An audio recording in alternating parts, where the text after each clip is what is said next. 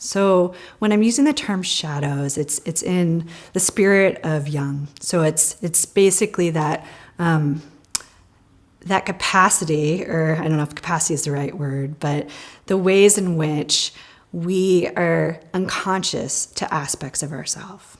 So whether we've disowned them due to trauma, or there are things that were modeled for us that were never actually consciously integrated, different woundings in our past, or coping mechanisms, just the ways in which we've evolved as human beings and the complex realities that we've navigated from childhood, results in there being parts of ourselves that we're just not conscious of.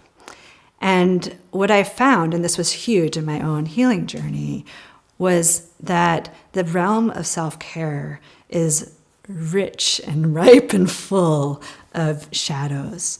And I even, for those of you who have done a lot of shadow work, on your spiritual path with psychotherapists, I've even come to see this key, facing and embracing your shadows, in this context of the vitality map, as almost like the shadow of the shadow work. And an example of that would be, you've gone to your psychotherapist and you've had some big breakthroughs to see things about yourself that you hadn't seen before. And then you spend the next 2 weeks, binging on foods that don't make you feel so good. Or, we all have our own versions of that. And so what I'm drawing attention to here is very specific to our relationship with ourselves and with how we care for and guide our lives each and every day. And there can be a lot of confusion for people. I talked about this some in the introduction, of how, we can feel like we're really conscious in our lives and we sort of have our act together in a lot of ways. And then the realm of our self-care is just baffling to us. Like, why can't we sustain the changes that we seek?